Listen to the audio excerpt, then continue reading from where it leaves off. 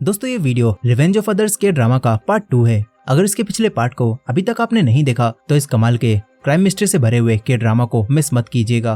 पहले पार्ट की लिंक आपको डिस्क्रिप्शन और आई बटन में मिल जाएगी। तो पिछले पार्ट के लास्ट में हमने देखा था कि चानमी को पता चल गया था कि वो हीरो कोई और नहीं बल्कि सुयोन ही है। इसलिए चानमी ने उसे ही वोंगसोक का किलर समझकर बुसान बुलाया था और उसके ऊपर गोली चला दी थी।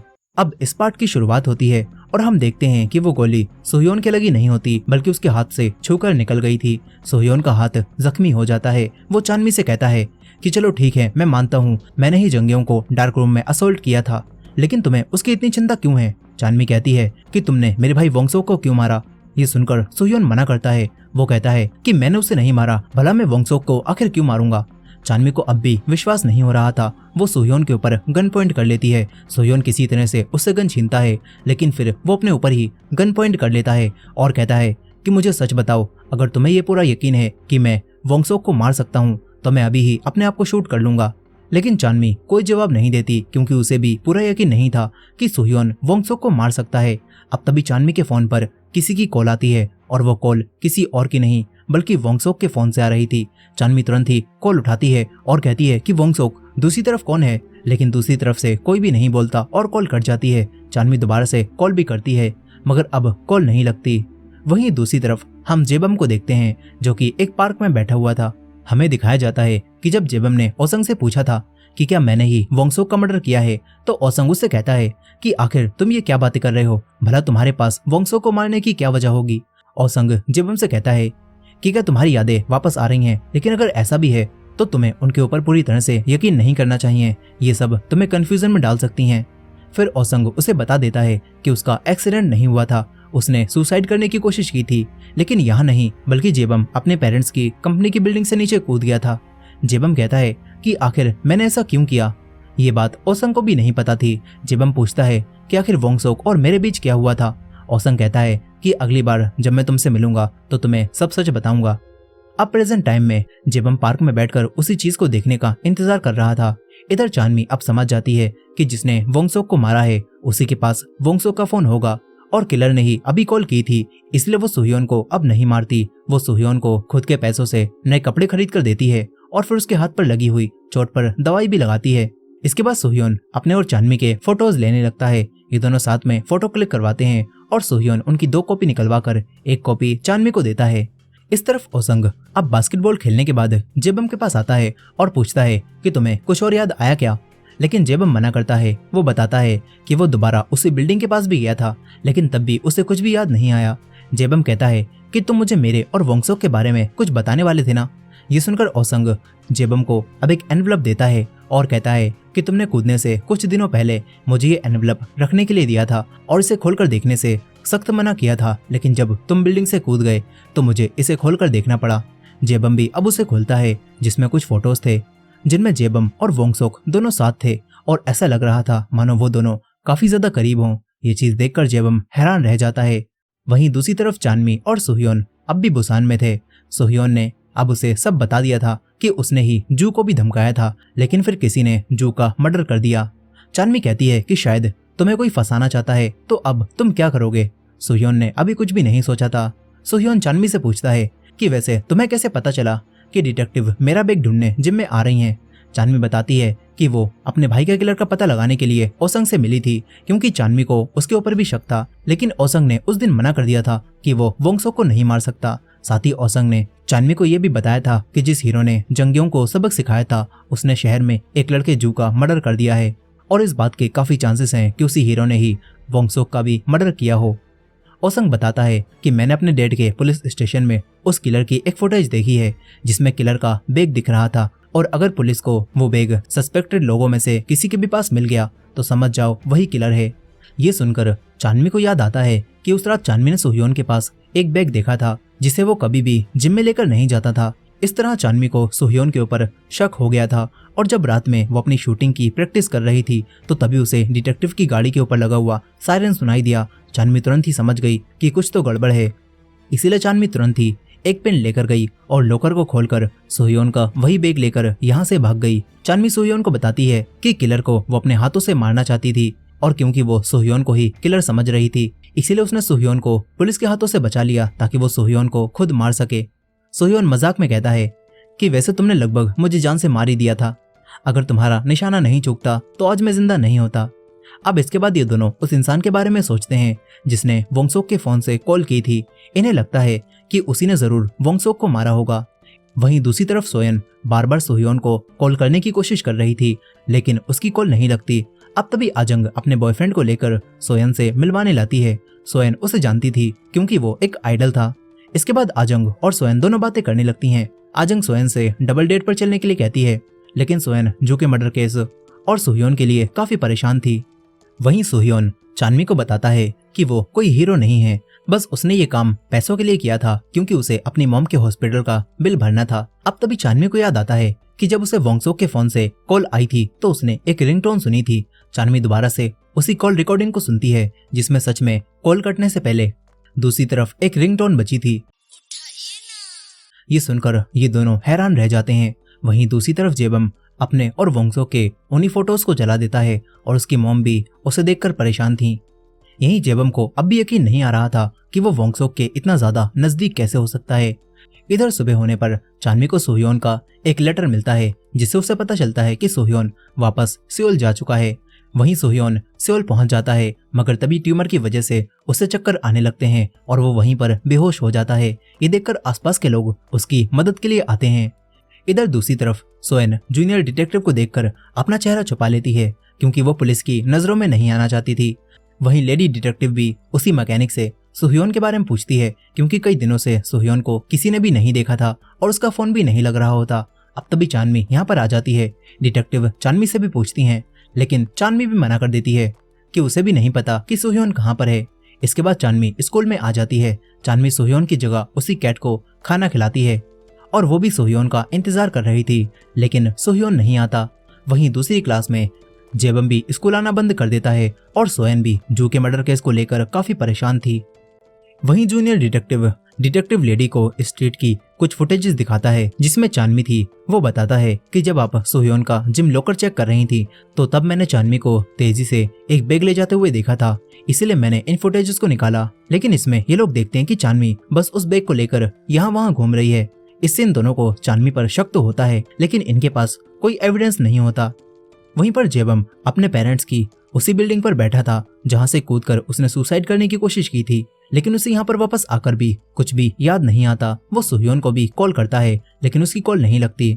इसीलिए अब जेबम सोह्योन से मिलने के लिए जिम चला जाता है। वहां पर उसे चानमी दिखती है। जेबम उसके पीछे जाता है और जेबम को पता चलता है कि चानमी सोह्योन के घर में रह रही है। वहीं पर ओसंग भी जेबम से मिलने के लिए उसके घर पर आया था, लेकिन उसे जेबम नहीं मिलता। जेबम की मॉम ओसंग से बात करती हैं।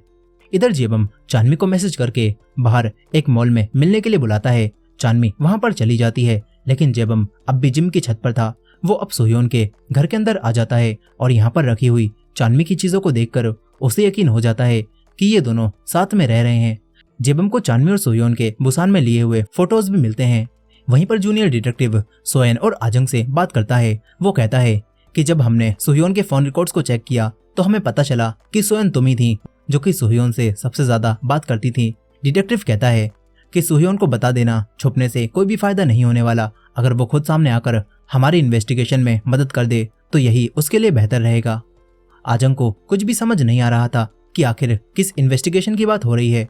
सोयन भी झूठ बोलती है कि मुझे नहीं पता आप किस बारे में बात कर रहे हो।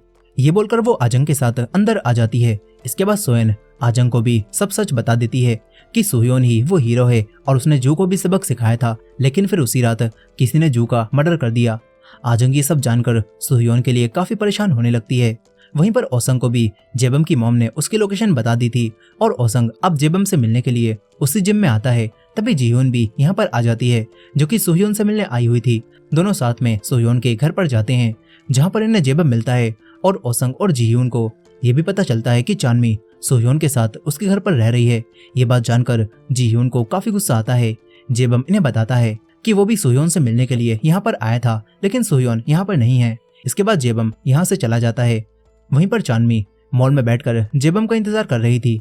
जेबम उसके पास मैसेज करता है और कहता है कि कुछ अर्जेंट काम आ गया है, इसीलिए मैं नहीं आ सकता। वहीं पर जीह्यून को चानमी के ऊपर काफी गुस्सा आ रहा था और उसे चानमी का स्कूटर मिलता है। इसीलिए वो चानमी के स्कूटर के ब्रेक्स को खराब कर देती है। इसके बाद रात में चानमी उसी रिकॉर्डिंग को दोबारा से सुनती है जिसमें अजीब सी रिंगटोन बजती है और कॉल कट जाती है। अब तभी उसे स्कूटर की आवाज आती है। उसे लगता है कि सुह्योन आ गया, लेकिन वो सुह्योन नहीं था। वहीं दूसरी तरफ सुह्योन अभी उसी हॉस्पिटल में एडमिट होता है जहां पर डॉक्टर उसका इलाज कर रहे थे। अब अगले दिन चानमी कहीं पर जाने लगती है। तभी ड्राइव करते हुए उसे पता चलता है कि स्कूटर के ब्रेक खराब हैं। चानमी अपने आप को कूड़े में गिरा लेती है जिससे कोई बड़ा एक्सीडेंट नहीं होता। फिर वही मैकेनिक चानमी के स्कूटर को देखता है और बताता है कि किसी ने जानबूझकर ब्रेक्स को काटा है। चानमी ये जानकर हैरान रह जाती है। उसे लगता है कि जिसने वोंगसोक का मर्डर किया है उसने चानमी को अभी मारने की कोशिश की होगी। वो स्कूल में माइक में सबसे कहती है कि किलर, मैं तुझे नहीं छोड़ूंगी, तू चाहे जितनी भी कोशिश कर ले तू मुझे नहीं मार सकता और मैं तुझे पकड़े बगैर मरने वाली नहीं हूँ। ये सब देखकर सोयन चानमी को आकर रोकती है। इसके बाद चानमी नर्स से अपनी चोटों पर दवाई लगवाती है। आजंग और सोयन दोनों उसका हालचाल पूछती हैं। आजंग को चानमी के लिए काफी बुरा लग रहा था क्योंकि आज चानमी का बर्थडे होता है और बर्थडे वाले दिन ही उसके साथ ये सब कुछ हो गया। सोयन कहती है कि तुम्हें कैसे पता आज चानमी का बर्थडे है। आजंग बताती है कि मेरे फोन में वोंगसोक के बर्थडे का रिमाइंडर लगा हुआ था और चानमी और वोंगसोक दोनों ट्विन हैं, इसीलिए आज ही चानमी का भी बर्थडे होगा। वहीं पर चानमी जब दोबारा घर पहुंचती है तो देखती है कि किसी ने सुह्योन के घर की विंडोज को तोड़ दिया है, साथ ही उसने पूरा रूम भी खराब कर दिया होता है और खासकर चानमी की ड्रेस को फाड़ दिया होता है। ये सब देखकर चानमी और परेशान हो जाती है। वहीं दूसरी तरफ डिटेक्टिव अपने हस्बैंड से मिलने के लिए हॉस्पिटल में जाती हैं जहां पर उन्हें सुह्योन मिलता है। उन्हें पता चलता है कि सुह्योन को ब्रेन ट्यूमर है और अब तक वो हॉस्पिटल में एडमिट था, जबकि डिटेक्टिव को लग रहा था कि सुह्योन कहीं पर छुपा हुआ है। वो सुह्योन से कहती हैं कि मैं तुम्हारे दोस्तों और किसी और को इस बारे में नहीं बताऊंगी, इसलिए चिंता मत करना। डिटेक्टिव अभी सुह्योन से किसी भी केस के बारे में कोई बात नहीं करती। वहीं चानमी सब कुछ ठीक कर देती है और तभी वो देखती है कि उसके और सुह्योन के वही फोटो यहाँ पर नहीं है जो कि उन्होंने बुसान में लिए थे। अब तभी सुह्योन वापस आ जाता है। चानमी उसे देखकर थोड़ी इमोशनल हो जाती है। वो कहती है, तो तुम जिंदा हो? सुह्योन पूछता है कि तुम्हें ये चोट कैसे लगी और विंडोज को क्या हुआ है? चानमी कहती है कि ज्यादा कुछ नहीं हुआ। वो पूछती है कि तुम अब तक कहाँ पर थे? सुह्योन कहता है कि मैं छुपा हुआ था, आखिरकार पुलिस मुझे ढूंढ रही है। अब इसके बाद सुह्योन चानमी को अपने साथ एक कैरियोके में लेकर जाता है जहां पर आजंग, सोयन और जेबम उसे सरप्राइज देते हैं। इन सभी ने चानमी के बर्थडे की सारी तैयारी कर ली थी और चानमी ये देखकर काफी खुश होती है और कैंडल्स को बुझाकर पूछती है कि तुम्हें कैसे पता चला आज मेरा बर्थडे है? ये लोग बताते हैं कि वोंगसोक की वजह से हमें तुम्हारे बर्थडे का पता चल गया और सुह्योन ने भी सही समय पर अपना फोन ऑन कर लिया जिससे हम लोग ये प्लान कर पाए। अब इसके बाद ये लोग चानमी का बर्थडे सेलिब्रेट करने लगते हैं। यहीं पर ओसंग भी जेबम के मोम के कहने पर उनकी दी हुई लोकेशन पर जेबम को देखने कैरियोके में आ जाता है। तभी उसे चानमी कहीं जाती हुई दिखती है। वो रूम में जाकर देखता है तो यहाँ पर बाकी सभी लोग पार्टी कर रहे थे।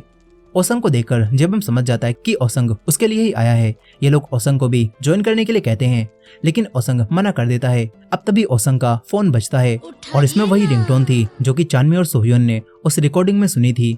ये देखकर सुह्योन हैरान रह जाता है। अब इसके बाद वो चानमी को भी ये सब बताता है। चानमी को लगने लगता है कि ओसंग के पास ही वोंगसोक का फोन होगा।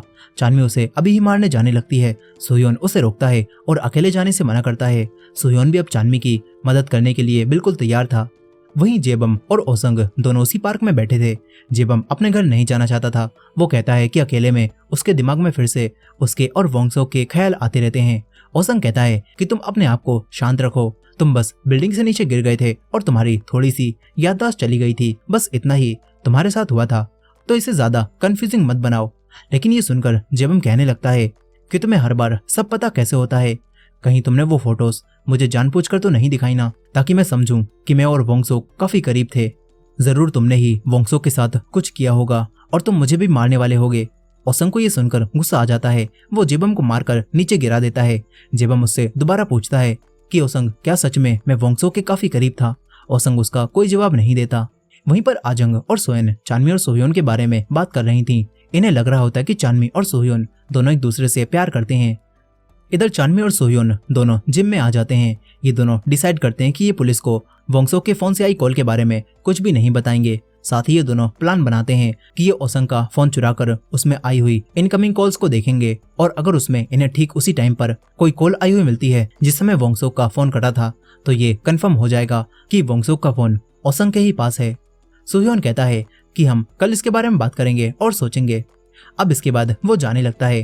तभी वो चानमी से कहता है कि मुझे माफ कर देना, मैं तुम्हारे लिए कोई बर्थडे गिफ्ट नहीं ला पाया, इसलिए अगर तुम्हें कोई भी चीज चाहिए हो तो बस कह देना। तभी चानमी कहती है कि मुझे तुम्हारे ये शूलेस चाहिए, लेकिन वो कहती है कि मैं मजाक कर रही थी। ये बोलकर वो चली जाती है। मगर सोह्योन अब उन शू लेसेस को चानमी को देने के लिए धोने लगता है। वो उस दिन को भी याद करता है जब उसने पहली बार ये रेड शूलेस पहने थे और अपनी मॉम को दिखाए थे और बताया था कि ये आपके टेनिस शूज के शूलेस हैं और इन्हें पहनकर मैं आपके लिए चलूंगा। उस दिन को याद करते हुए सोह्योन अब इन शूलेस को चानमी के लिए निकाल देता है। वहीं दूसरी तरफ डिटेक्टिव अब तक हुई प्रोग्रेस पुलिस चीफ को दिखाती हैं और बताती हैं कि हमें जू के क्राइम सीन पर एक रिसीट मिली थी, जो कि तब वहां पर नहीं दिखती जब किलर कैमरा खराब कर रहा था, लेकिन जब पुलिस वहां पर पहुंची तो ये रिसीट वहां पर पड़ी हुई थी, जिससे इन्हें लगता है कि ये रिसीट किलर से जुड़ी हुई है। पुलिस चीफ इस फटी हुई रिसीट के बारे में तुरंत ही आसपास की शॉप में सर्च करने के लिए कहते हैं। वहीं अगली सुबह सोह्योन उन्हीं शू लेसेस को चानमी को देता है, जिससे चानमी खुश हो जाती है। वो तुरंत उन्हें पहनकर जाने लगती है। सोह्योन कहता है कि जब तुम्हें इनकी जरूरत ना हो तो इन्हें फेंकना मत और मुझे वापस कर देना।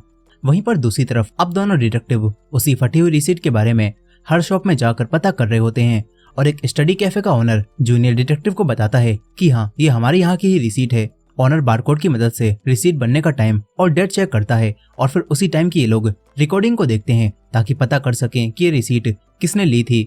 इसके बाद जूनियर डिटेक्टिव बाहर आ जाता है। डिटेक्टिव लेडी पूछती है कि कुछ पता चला क्या, लेकिन किसी वजह से जूनियर डिटेक्टिव उन्हें सच नहीं बताता और मना कर देता है और कहता है कि वो रिसीट यहाँ की भी नहीं है।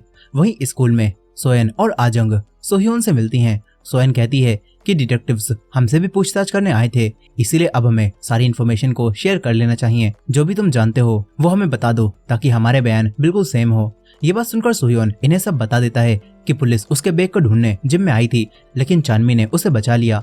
अब तभी सोह्योन पूछता है कि तुम्हें क्या लगता है मेरे घर की विंडोज किसने तोड़ी होंगी, और उसने चानमी की ड्रेस को भी खराब कर दिया। इन्हें लगता है कि जीयूनी ऐसा कर सकती है क्योंकि वो चानमी को पसंद नहीं करती। सोह्योन कहता है कि मुझे तो ओसंग पर शक है। इसके बाद ये लोग ओसंग का फोन चुराने का प्लान बनाते हैं। अब इसके बाद जब सोयन क्लास में बैठी हुई थी तभी उसके पास एक मैसेज आता है और वो उठकर जाती है और ओसंग के एक लगा देती है और कहती है कि तुझे मरना है क्या। ओसंग को भी गुस्सा आता है। वो अपना फोन वहीं रखकर तुरंत ही सोयन से लड़ने लगता है। मौके का फायदा उठाकर आजंग तुरंत ही ओसंग का फोन लेती है और बाहर आकर सोह्योन को दे देती है। फिर उस फोन को लेकर सोह्योन बाथरूम में जाता है और इनकमिंग कॉल्स को चेक करने लगता है, लेकिन उसे पता चलता है कि ये फोन तो नया है और 2-3 दिन पहले ही इस फोन को ओसंग ने खरीदा है। इधर ओसंग लड़ाई खत्म होने के बाद जीयून के फोन में अपने फोन की लोकेशन देखते हुए बाथरूम तक आ जाता है। वो जीयून के फोन से अपने फोन पर कॉल करता है और उसकी रिंगटोन की आवाज बाथरूम से आ रही थी। वो तुरंत ही अंदर जाकर दरवाजा खोलता है, लेकिन सोह्योन वहीं फोन रखकर छुप गया था। ओसंग अपना फोन लेता है और चला जाता है, लेकिन फिर ओसंग सोह्योन को बाथरूम से बाहर निकलता हुआ देख लेता है, जिससे वो समझ जाता है कि उसका फोन सोह्योन ने ही चुराया था।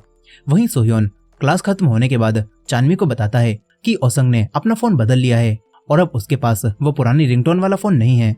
इन्हें समझ नहीं आता कि ओसंग ने आखिर फोन क्यों बदला होगा। वहीं रात में जूनियर डिटेक्टिव अब पुलिस चीफ के घर उनसे मिलने आता है। इधर सोह्योन जब घर जा रहा था तो तभी कोई उसके ऊपर हमला कर देता है, लेकिन सोह्योन उसे आराम से हरा देता है और देखता है कि ये तो सेजिन है। वो सेजिन को घर लाता है, जहाँ पर चानमी सेजिन को बताती है कि उसका शक गलत था, सोह्योन ने वोंगसोक को नहीं मारा। ये बात जानकर वो सोह्योन से माफी मांगता है और वो चानमी से भी माफी मांगकर कहता है कि मैंने ही तुम्हारी यूनिफॉर्म खराब की थी और विंडोज को तोड़ा था, क्योंकि जब मुझे पता चला था कि तुम सोह्योन के साथ रह रही हो तो मुझे काफी गुस्सा आया था। चानमी कहती है कि क्या तुमने ही मेरे स्कूटर के ब्रेक भी खराब किए थे, लेकिन सेजिन मना करता है और कहता है कि मुझे ब्रेक के बारे में कुछ भी नहीं पता। वहीं पर जूनियर डिटेक्टिव अब पुलिस चीफ से जू के केस के बारे में बात करता है और चीफ को बताता है कि हमें जो रिसीट मिली थी वो स्टडी कैफे की थी, और जब मैंने रिसीट की डिटेल्स निकलवाई और सीसीटीवी फुटेज को चेक किया तो मुझे पता चला है कि वो रिसीट किसी और की नहीं बल्कि आपके बेटे ओसंग की है। ये बात जानकर पुलिस चीफ हैरान रह जाते हैं। जूनियर डिटेक्टिव कहता है कि मैंने अब तक डिटेक्टिव लेडी को ये बात नहीं बताई है, मैं आपको ही ये पहले बताना चाहता था। पुलिस चीफ जूनियर डिटेक्टिव से ये बात किसी और को बताने से मना कर देते हैं। वहीं पर आजंग और सोयन को जेबम बस में मिलता है। इन्हें जेबम थोड़ा परेशान दिखता है और वहीं दूसरी तरफ पुलिस स्टेशन में जूनियर डिटेक्टिव दोबारा पुलिस चीफ को बताता है कि आपके कहने पर मैंने ओसंग की फोन लोकेशन को चेक किया था और जिस वक्त जू का मर्डर हुआ ओसंग उस वक्त क्राइम सीन के आसपास नहीं था। ये बात सुनकर पुलिस चीफ खुश होने लगते हैं, लेकिन तभी जूनियर डिटेक्टिव इन्हें बताता है कि सेम टाइम पर ओसंग स्टडी कैफे में था, मगर रिकॉर्ड बुक के हिसाब से उस टाइम पर ओसंग स्टडी कैफे में एंटर हुआ ही नहीं, बल्कि उसका फोन ही वहां पर मौजूद था। जूनियर डिटेक्टिव को ऐसा लग रहा होता है कि ओसंग ने जानबूझकर फोन स्टडी कैफे में छोड़ा होगा ताकि उसकी लोकेशन किसी को भी पता न चल पाए। जूनियर डिटेक्टिव ये भी बताता है कि ओसंग भी उसी मिडिल स्कूल में जाता था जिसमें जू जाता था। इसका मतलब यह है कि वो दोनों एक दूसरे को पहले से जानते होंगे। पुलिस चीफ कहते हैं कि अब मैं ओसंग से इस बारे में खुद बात करूंगा, बस तुम कुछ दिनों तक ये बात किसी और को मत बताना। जूनियर डिटेक्टिव मान जाता है और वो यहाँ से जाने लगता है। डिटेक्टिव लेडी उसे चीफ के रूम से निकलता हुआ देखती हैं। वहीं क्लास में सोह्योन अब जीह्यून से बात करता है और कहता है कि क्या तुम मेरी पढ़ाई में मदद कर सकती हो। जीह्यून तुरंत ही मान जाती है। वो सोह्योन को आज अपने साथ घर चलने के लिए कहती है। इधर चानमी और जेबम अपनी शूटिंग क्लास में होते हैं। चानमी जेबम से कहती है कि मुझे ओसंग से माफी मांगनी है, क्या तुम मेरे साथ आज स्कूल के बाद ओसंग से मिलने चल सकते हो। जेबम मान जाता है। वहीं डिटेक्टिव लेडी के पास उसी स्टडी कैफे के ओनर की कॉल आती है। वो जूनियर डिटेक्टिव से बात करना चाहता था, लेकिन डिटेक्टिव लेडी कहती हैं कि वो अभी बिजी हैं, जो बताना है मुझे ही बता दो। इस पर कैफे का ओनर पूछता है कि क्या मैं उस वीडियो को डिलीट कर दूं या फिर रहने दूं। डिटेक्टिव लेडी समझ नहीं पाती कि आखिर किस वीडियो की बात हो रही है, और अब उन्हें पता चलता है कि वो रिसीट इसी स्टडी कैफे की है और जिसकी ये रिसीट है वो ओसंग है, यानी कि पुलिस चीफ का बेटा। और जूनियर डिटेक्टिव उनसे ये बात छुपा रहा था। ये बात जानकर उन्हें काफी गुस्सा आता है। वहीं दूसरी तरफ मिनसोना के डैड अब दोबारा से सोएन से मिलते हैं। उन्होंने पहले अपने काम के दौरान ये देख लिया था कि सोएन यहीं पर रहती है। इसके बाद मिनसोना के डैड सोएन से कहते हैं कि वो जंगयोंग अब दोबारा से उनकी बेटी को परेशान करने लगा है। मिनसोना के डैड कहते हैं कि क्या तुम दोबारा से उसे पिटवा सकती हो ताकि वो फिर कभी भी मेरी बेटी को परेशान करने की हिम्मत भी ना करे। लेकिन सोएन मना कर देती है। वो सोह्योन को और परेशानी में नहीं डालना चाहती थी। इधर दूसरी तरफ सच जानने के बाद डिटेक्टिव लेडी जूनियर डिटेक्टिव पर काफी गुस्सा होकर उसे मारने लगती है और कहती है कि बिना केस सुलझे एविडेंस को डायरेक्ट पुलिस चीफ को दिखाने की तुम्हारी हिम्मत भी कैसे हुई। दूसरे डिटेक्टिव उन्हें रोकने लगते हैं। इधर जेबम और ओसंग एक शॉप में बैठकर चानमी का इंतजार कर रहे थे, लेकिन चानमी इनसे छुपकर इनके सामने वाली शॉप में बैठी होती है। दरअसल ये सब चानमी और सोह्योन का ही प्लान था ताकि चानमी ओसंग को यहाँ पर उलझा कर रखे, और वो सोह्योन को मैसेज करती है। सोह्योन भी जीह्यून के साथ पढ़ाई करने के बहाने उसके घर पहुंच जाता है। जीह्यून कपड़े चेंज करने जाती है और तभी सोह्योन चुपके से ओसंग के रूम में घुस जाता है और तलाशी लेने लगता है। वो ओसंग का पुराना फोन हर जगह ढूंढता है। तभी उसे एक ड्रॉर दिखता है जो कि लॉक था। अब तभी जीह्यून नीचे आती है और सोह्योन तुरंत ही बाहर आ जाता है। लेकिन अब सोह्योन जीह्यून से कहता है कि क्यों ना हम पढ़ाई से पहले रामेयन खा लें। ये सुनकर जीह्यून तुरंत ही 2 लोगों के लिए रामेयन बनाने चली जाती है और सोह्योन दोबारा चुपके से ओसंग के रूम में घुस जाता है। लेकिन यहाँ पर जीह्यून रामेयन बनाते समय उसकी पोस्ट इंस्टा पर करती है जिसमें वो सोह्योन को भी मेंशन करती है, और ये चीज ओसंग देख लेता है। वो समझ जाता है कि सोह्योन उसके घर पर किसी मकसद से गया है। ओसंग तुरंत ही अपने घर भागने लगता है। चानवी देखकर सोह्योन को कॉल भी करती है, लेकिन सोह्योन का फोन एक तरफ रखा हुआ था। ओसंग भागते हुए अपने घर जा रहा था। इधर सोह्योन उसी लॉक ड्रॉर को अब खोल लेता है, लेकिन इसमें उसे कुछ फोटोज मिलते हैं जिसमें सेजिन, ओसंग, वोंगसोक और जेबम चारों एक साथ थे। अब तभी ओसंग घर आ जाता है, लेकिन सोह्योन उसके रूम से बाहर आ चुका था। मगर फिर भी ओसंग सोह्योन से फाइट करने लगता है और कहता है कि तुम मेरे रूम में क्या करने गए थे, तुमने ही मेरा फोन चुराया है ना, आखिर तुम करना क्या चाहते हो। लेकिन सोह्योन कहता है कि तुम ये सब क्या कह रहे हो, मुझे इस बारे में कुछ भी नहीं पता। मगर ओसंग सोह्योन के एक पंच मारता है और एक गमला उसके मारने जाने लगता है।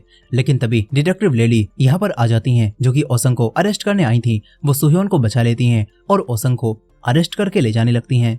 इधर दूसरी तरफ नर्सिंग होम में सोह्योन की मॉम की तबीयत खराब हो जाती है और उन्हें हॉस्पिटल ले जाया जाने लगता है। वहीं सोह्योन घर पहुंचकर चानवी को बताता है कि मुझे वहां पर ओसंग का पुराना फोन और वोंगसोक का फोन दोनों ही नहीं मिले, लेकिन मुझे वहां पर कुछ अजीब फोटोज मिले हैं। वो चानवी को फोटोज दिखाता। इससे पहले उसके पास नर्सिंग होम से उसकी मॉम की खराब तबीयत के बारे में खबर आती है। वो तुरंत ही हॉस्पिटल जाता है जहां उसकी मॉम को एडमिट कर लिया गया था। डॉक्टर सोह्योन से कहते हैं कि हमें उन्हें लाइफ सपोर्ट पर रखना होगा, लेकिन इसमें बहुत ज्यादा खर्चा होगा। सोह्योन कहता है कि मैं पैसों का इंतजाम कर लूंगा, बस आप मेरी मॉम को जिंदा रखिए। सोह्योन को इतनी मुश्किल में देखकर चानवी उसके लिए रोने लगती है, क्योंकि वो सोह्योन के लिए कुछ भी नहीं कर पा रही थी। वहीं डिटेक्टिव लेडी ओसंग से पूछताछ करती हैं और ओसंग कहता है कि मुझे नहीं पता मेरी रिसीट क्राइम सीन पर कैसे पहुंची, और फोन तो बस मैं स्टडी कैफे में ऐसे ही भूल गया था। ये बात सुनकर डिटेक्टिव पूछती हैं कि क्या तुमने सोह्योन को कभी अपनी रिसीट दी थी। ओसंग मना करता है। अब तभी पुलिस चीफ डिटेक्टिव लेडी को मिलने के लिए बुलाते हैं। डिटेक्टिव उनसे कहती हैं कि अगर आपने मुझे प्रेशर में डालकर अपने बेटे को बचाने की कोशिश की तो मैं रिजाइन करके आपका सर फोड़ दूंगी।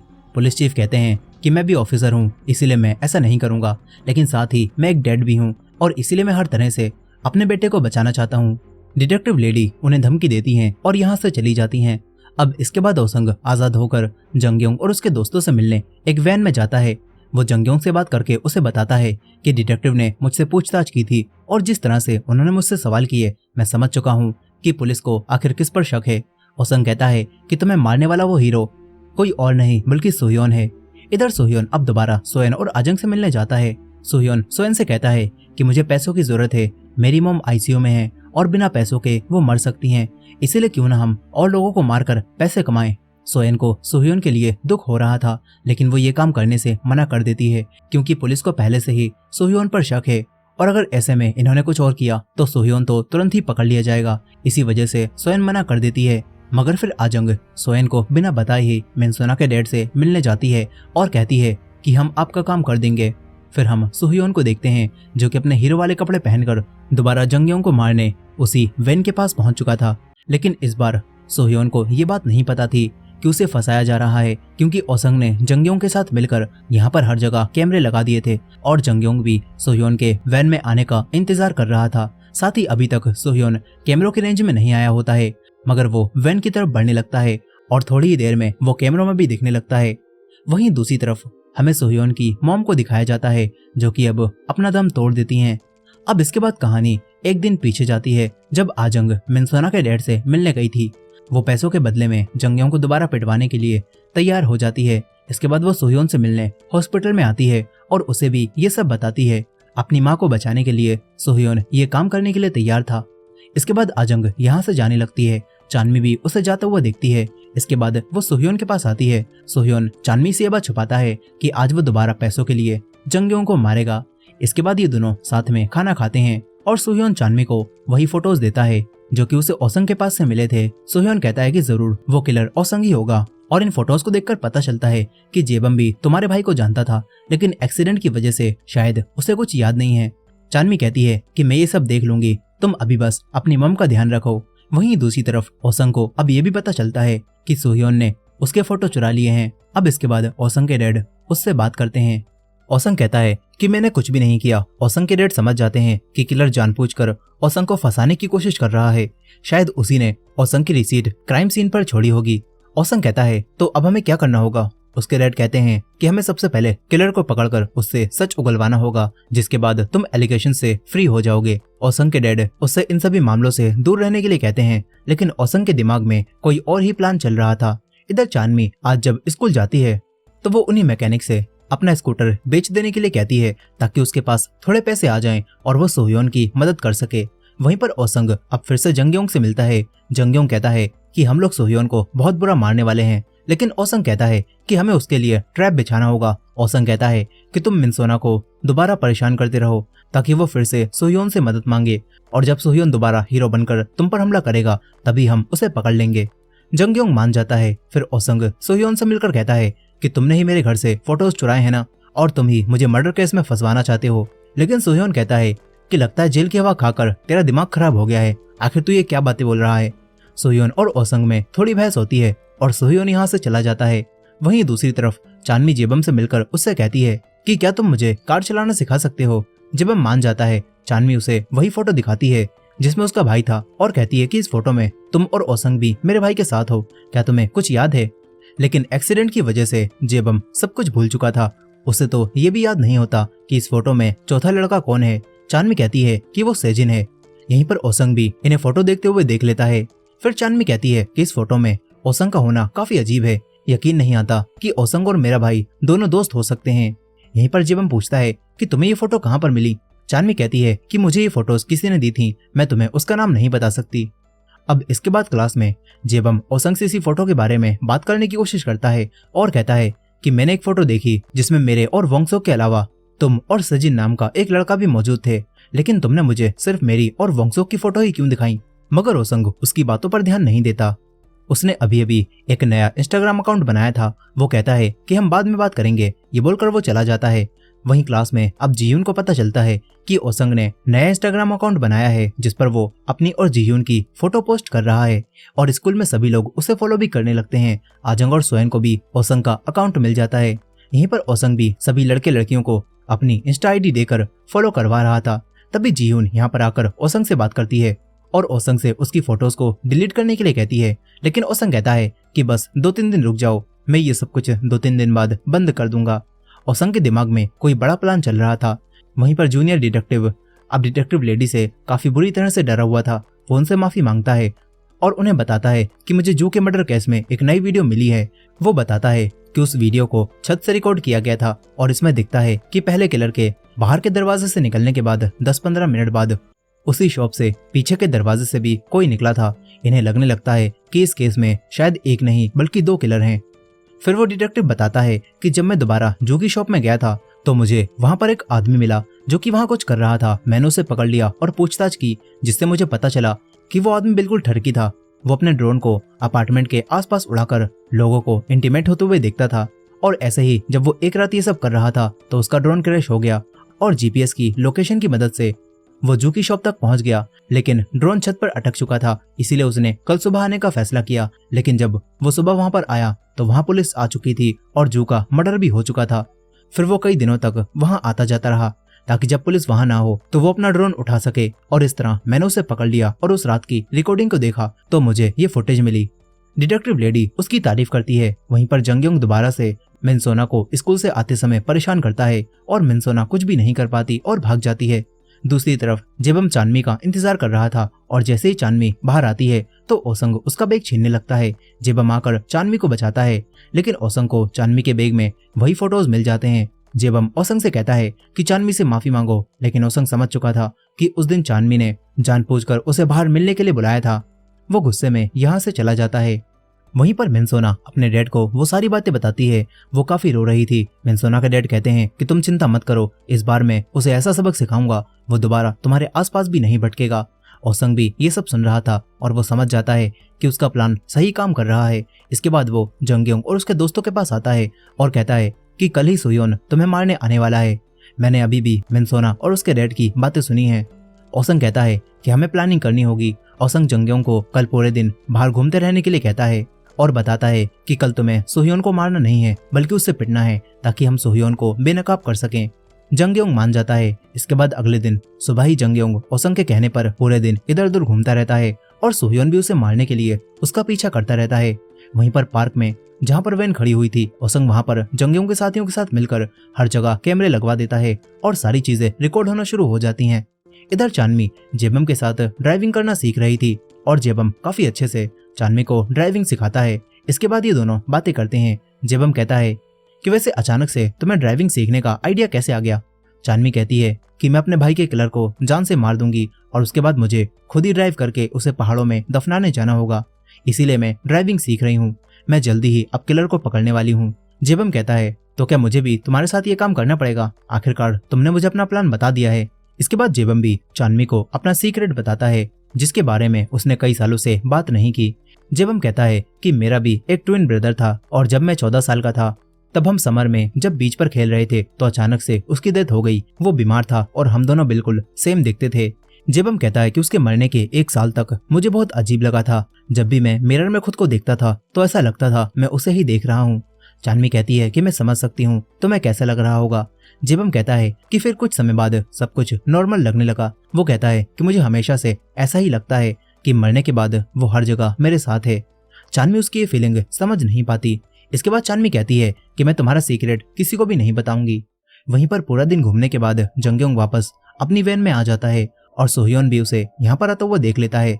फिर रात में जंगयोंग ओसंग से बात करता रहता है। ओसंग दूसरी कार में बैठकर ये सब कुछ रिकॉर्ड होता हुआ देख रहा था।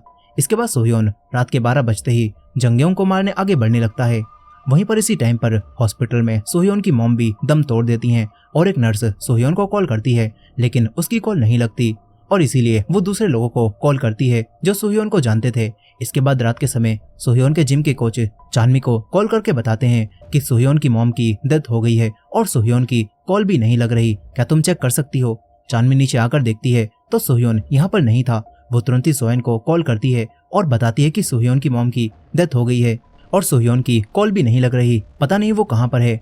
सोहेन ये सुनकर घबरा जाती है। वो आजंग को भी ये बात बताती है और पूछती है कि क्या तुम्हें कुछ पता है, सोह्योन कहाँ पर है। आजंग ये खबर सुनकर चौंकती है। वहीं पर चानमी अब जेबम को भी कॉल करके ये बताती है और जेबम चानमी के पास आने लगता है। इधर सोहेन और आजंग भी सोह्योन को ढूंढने के लिए बाहर निकल रही थी। तभी आजंग देखती है कि ओसंग इंस्टा पर लाइव है और एक वीडियो प्ले हो रही है जिसमें वो उसी हीरो को सामने लाने वाला है। आजंग और सोहेन दोनों जानती थी कि वो हीरो सोह्योन है। आजंग सोहेन को अब सब बता देती है कि उसने मिनसोना के डैड से डील की थी और सोह्योन जंगियों को मारने वहीं पर गया है।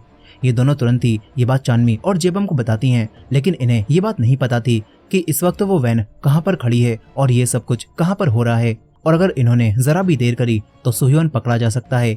इसलिए सोहेन चानमी और जेबम को पार्क में जाकर चेक करने के लिए कहती है और सोहेन और आजंग दोनों मिनसोना से मिलने उसके घर जाती हैं ताकि कुछ पता चल सके कि जंगयोंग कहाँ पर रहता है। वहीं पर ओसंग देखता है कि अब वो हीरो कैमरों में आने लगा है। वो अपनी स्ट्रीम को लाइव कर देता है और सभी लोग ये चीज लाइव देखने लगते हैं। सोह्योन मास्क पहने हुए वैन के पास आ जाता है और नॉक करके दरवाजा खुलवाता है और जंगयोंग को मारने लगता है। सभी लोग ये चीज देख रहे थे। ओसंग ये देखकर काफी खुश होता है। वहीं पर सोहेन को ये देखकर काफी गुस्सा आता है। उसे लगता है कि सोह्योन अब पकड़ा जाएगा।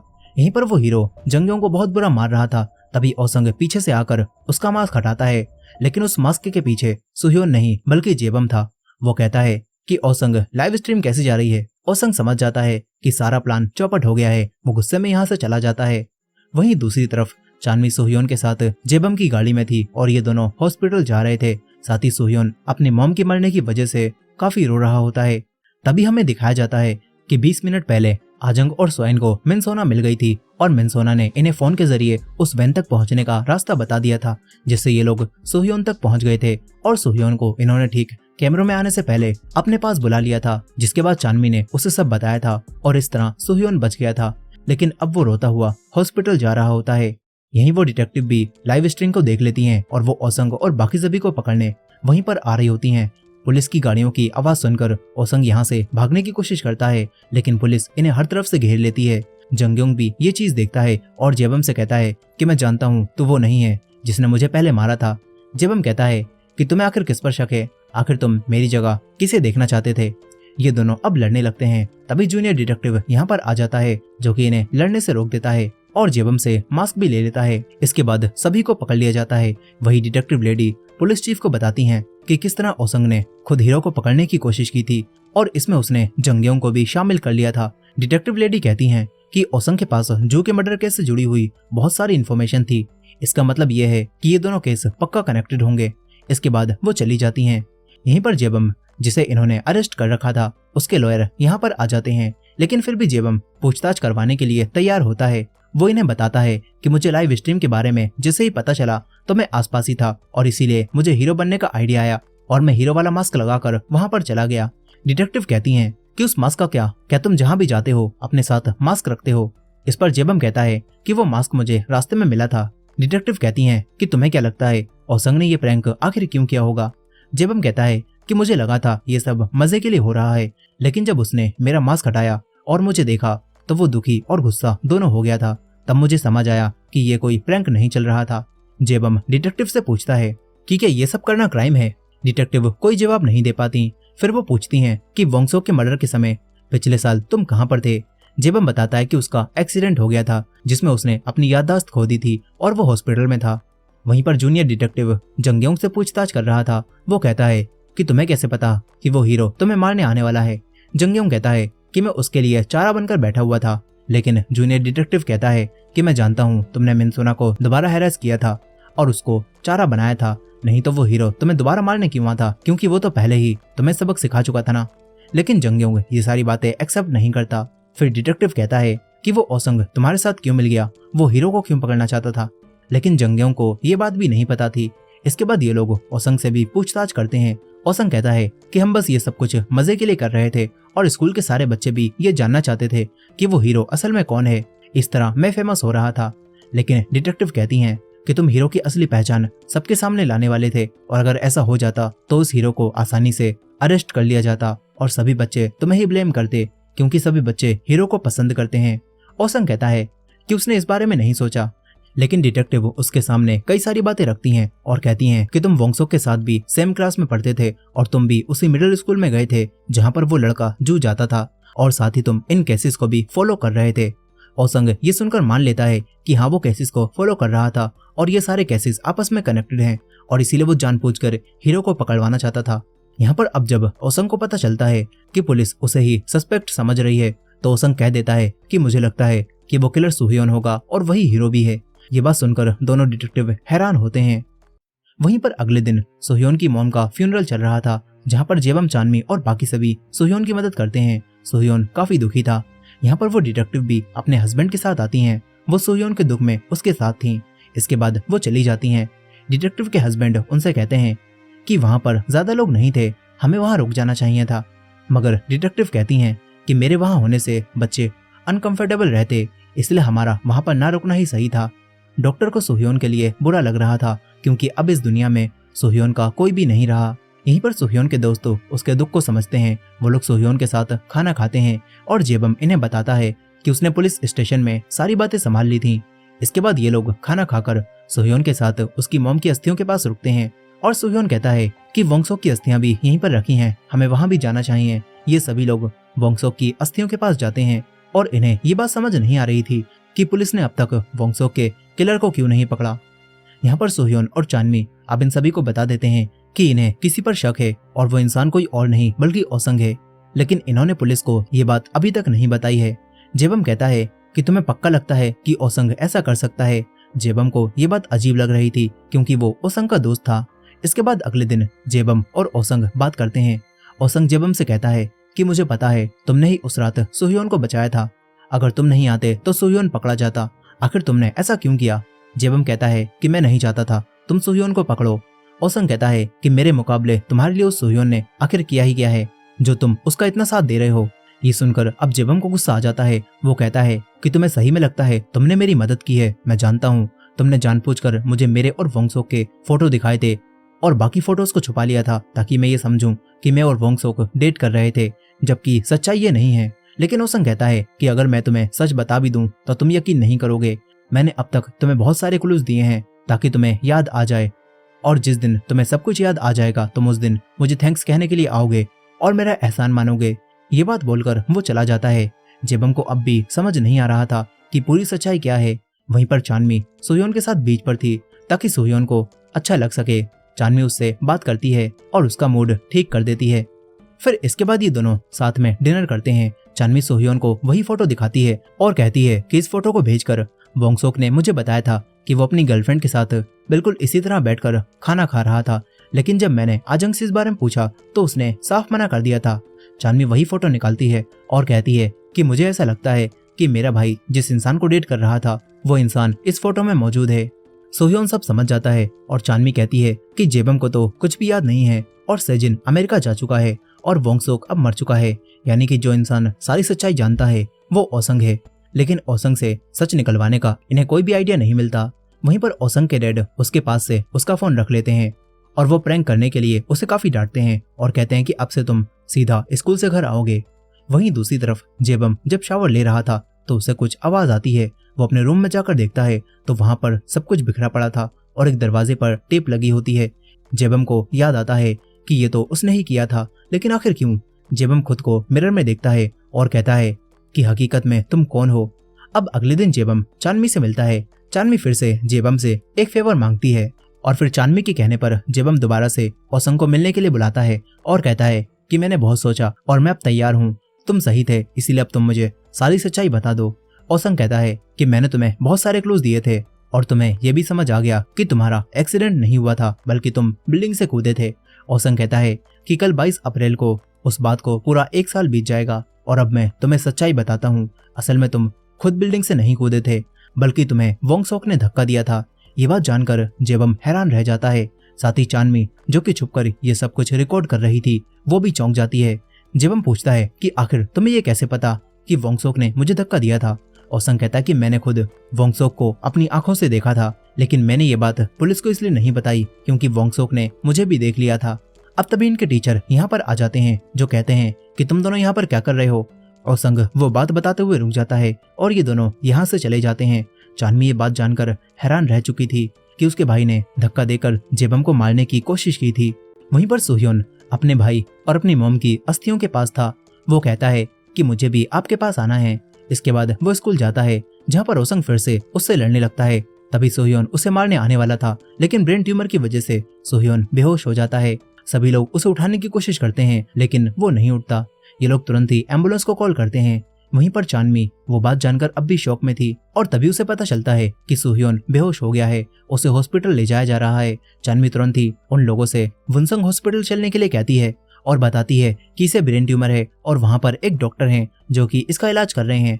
सोह्योन के ब्रेन ट्यूमर के बारे में जानकर आजंग और सोएन और बाकी सभी लोगों को बहुत बड़ा झटका लगता है। वहीं पर चानमी सोह्योन के साथ हॉस्पिटल पहुंच चुकी थी और डॉक्टर बताते हैं कि सोह्योन की हालत अब स्टेबल है, इसलिए तुम घर जा सकती हो। तभी चानमी पूछती है कि क्या सोह्योन ब्रेन ट्यूमर से मरने वाला है। डॉक्टर कहते हैं कि उसकी हालत और बिगड़ सकती है या फिर वो इसी तरह रह सकता है। अगर वो खुद को पुश करता रहे तो वो जी सकता है। वहीं पर जेबम अभी भी उसी बारे में सोच रहा था। जेबम ने जब ओसंग से पूछा था कि वोंगसोक ने तुम्हें देख लिया था तो उसके बाद क्या हुआ था और तुमने ये बात पुलिस से क्यों छुपाई, तो यहाँ पर ओसंग बताता है कि वोंगसोक भी मेरा एक सीक्रेट जानता था, इसीलिए मैंने ये बात किसी को भी नहीं बताई। इसके बाद ओसंग जेबम को और कुछ नहीं बताता और कहता है कि वोंगसोक अब जा चुका है और तुम्हारी पहले की लाइफ की यादें अब ज्यादा मैटर नहीं करती, इसीलिए उनके बारे में सोचना छोड़ दो और मैं तुम्हें वार्न करता हूँ, वोंगसोक की बहन चानमी के ज्यादा करीब मत जाओ। जेबम कहता है कि आखिर वोंगसोक ने मुझे धक्का क्यों दिया, लेकिन ओसंग कहता है कि ये बात तो मुझे भी नहीं पता। वो यहाँ से चला जाता है। जेबम इसी बारे में सोचकर रो रहा था। वहीं दूसरी तरफ आजंग और सोएन सोह्योन के ब्रेन ट्यूमर की खबर जानकर काफी दुखी थी। ये लोग चानमी को कॉल भी करती हैं लेकिन चानमी की कॉल नहीं लगती। वहीं चानमी रात में अकेली बैठी हुई थी। उसे अब भी यकीन नहीं हो रहा था कि उसका भाई वोंगसोक जेबम के साथ ऐसा कर सकता है। और जेबम भी पूरे दिन से वहीं पर बैठा हुआ था। उसे भी समझ नहीं आ रहा था कि उसकी जिंदगी में ये क्या हो रहा है। उसके रूम में उसके साथ ऐसी चीजें होती हैं जो उसने कभी की ही नहीं। अब इसके बाद हम सोह्योन को देखते हैं जो अपनी मॉम और अपने भाई के साथ एक पार्क में था। वो काफी खुश था लेकिन अचानक से वो दोनों यहाँ से गायब हो जाते हैं। सोह्योन काफी परेशान हो जाता है और तभी उसकी आंख हॉस्पिटल में खुलती है। फिर यहाँ पर जाते समय डॉक्टर उसे बताते हैं कि चानमी तुम्हें यहाँ पर लेकर आई थी। सोह्योन ये बात जानकर थोड़ा चौंकता है क्योंकि उसे ये बात नहीं पता थी कि चानमी उसके ब्रेन ट्यूमर के बारे में जानती है। अब इसके बाद सोह्योन वापस जाते समय चानमी को कॉल करता है लेकिन कई बार कॉल करने के बाद भी चानमी की कॉल नहीं लगती। तभी उसे मैसेजेस में चानमी की वीडियो मिलती है। उसमें चानमी कहती है कि अब मैं अपनी इन्वेस्टिगेशन बंद कर रही हूँ, मैं अपने भाई के लिए कुछ भी नहीं कर पा रही और जिस वोंगसोक के बारे में मुझे पता लग रहा है ऐसा लगता है कि उसे तो मैं कभी जानती भी नहीं थी। चानमी इस वीडियो में बताती है कि मुझे पता चला है कि मेरे भाई ने जेबम को मारने की कोशिश की थी और इसीलिए अब मैं उसके किलर को और नहीं ढूंढना चाहती और तुम भी इस बारे में सोचना छोड़ देना और खुशी से अपनी जिंदगी जीना। चानमी बाय बोलकर मैसेज खत्म कर देती है। ये देखकर सोह्योन तुरंत ही भागता हुआ अपने घर जाता है लेकिन चानमी यहाँ से अपना सामान लेकर जा चुकी थी और उसने एक नोट भी लिखा होता है जिसमें उसने सोह्योन के वही रेड शूलेसेस वापस कर दिए थे और उसके लिए प्रे भी की होती है। सोह्योन चानमी के जाने से काफी दुखी होता है। वहीं दूसरी तरफ चानमी सेउल से चली जाती है। वो जेबम को भी एक मैसेज भेजती है जिसमें वो अपने भाई की तरफ से उससे माफी मांगती है और जेबम ने अब तक जो भी चानमी के लिए किया चानमी उसके लिए थैंक्स कहती है। वहीं दूसरी तरफ सोह्योन ये बात सोच रहा था कि आखिर चानमी को पता कैसे चला कि वोंगसोक ने जेबम को बिल्डिंग से धक्का दिया था, क्योंकि जेबम को तो ये बात याद नहीं है। अब सोह्योन को ओसंग पर शक होता है। वो ओसंग से बात करने उसके घर आने लगता है। तभी वो यहाँ पर जंगयोंग को देखता है। जंगयोंग ओसंग से बात करने आया था। सोह्योन ओसंग के पास वही व्हाइट शूज देखता है जिसमें रेड शूलेस लगे हुए थे और उसे सेजिन की बात याद आती है कि उस दिन सेजिन ने इन्हीं शूज को पहने किसी को भागते हुए देखा था।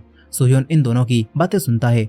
तभी जंगयोंग कुछ बात करने के लिए ओसंग को अपने साथ उसी वैन में लेकर जाता है और वो ओसंग पर काफी गुस्सा हो रहा था क्योंकि जंगयोंग सोह्योन को मारकर बदला लेना चाहता था।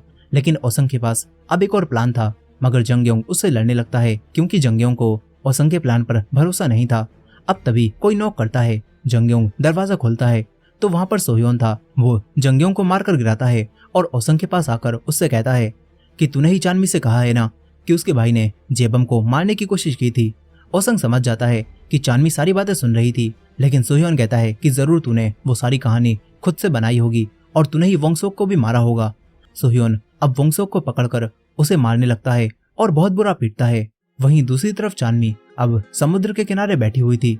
वो अपने भाई की और अपनी फोटोज को देख रही थी। तभी उसे एक फोटो को लेने की डेट दिखाई देती है जो कि 22 अप्रैल थी। उसे याद आता है कि ओसंग ने तो कहा था कि 22 अप्रैल को ही वोंगसोक ने जेबम को बिल्डिंग से धक्का दिया था, लेकिन 22 अप्रैल को तो वोंगसोक चांदनी के साथ बुसान में था जहां इन दोनों ने ये फोटोज ली थी। चांदनी समझ जाती है कि ओसंग झूठ बोल रहा था, लेकिन ओसंग झूठ क्यों बोल रहा है और आखिर पूरी सच्चाई क्या है, ये जानेंगे हम इसके थर्ड और लास्ट पार्ट में, जो कि जल्दी ही आ जाएगा। इसीलिए चिंता मत कीजिएगा और इस वीडियो को लाइक करके कमेंट में थर्ड पार्ट भी लिख दीजिएगा। मिलते हैं थर्ड पार्ट में।